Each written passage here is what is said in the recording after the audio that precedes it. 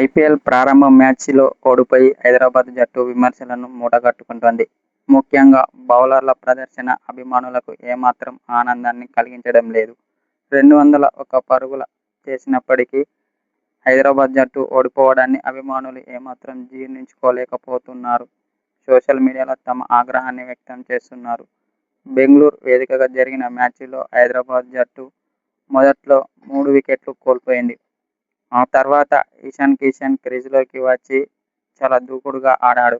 అలాగే క్లాసెన్ కూడా చాలా దూకుడుగా ఆడడం వల్ల 201 పరుగులు చేసింది సన్రైజర్స్ హైదరాబాద్ జట్టు. ఈ లక్ష్యాన్ని కాపాడుకుంటుందని హైదరాబాద్ ఆటగాళ్ల మీద అభిమానులు ఆశలు పెట్టుకున్నారు. కానీ వాటిని ప్లేయర్లు నిలబెట్టుకోలేకపోయారు. ఎక్స్ట్రా బౌన్స్కు సహకరిస్తున్న పిచ్ మీద సరైన బంతులు వేయలేక తడబడ్డారు ఎస్ఆర్హెచ్ బౌలర్లు.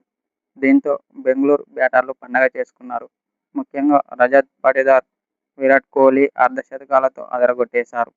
సొంత మైదానంలో భారీగా తరలివచ్చిన అభిమానుల సమక్షంలో దుమ్ము దుమారంగా బ్యాటింగ్ చేశారు రాయల్ ఛాలెంజర్స్ బెంగళూరు ఆటగాళ్లు. వాస్తవానికి బెంగళూరు గెలవడానికి ప్రధాన కారణం హైదరాబాద్ బౌలర్లు మాత్రమే కాదు, ఒక ఆటగాడు వదిలిపెట్టిన క్యాచ్ కూడా. అతడు ఆ క్యాచ్ వదిలిపెట్టకుండా ఉండి ఉంటే పరిస్థితి మరో విధంగా ఉండేది. 201 పరుగుల లక్ష్యాన్ని ఛేదించే క్రమంలో బెంగళూరు ఓపెనర్ సాల్ట్ అవుటయ్యాడు. ఈ దశలో దేవదత్ పడిక్కల్ దూకుడుగా బ్యాటింగ్ చేశాడు.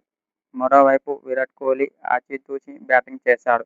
ఈ క్రమంలో 8 ఓవర్ల క్రమంలో విరాట్ కోహ్లీ ఇచ్చిన క్యాచ్ని క్లాసెన్ జారవేశాడు.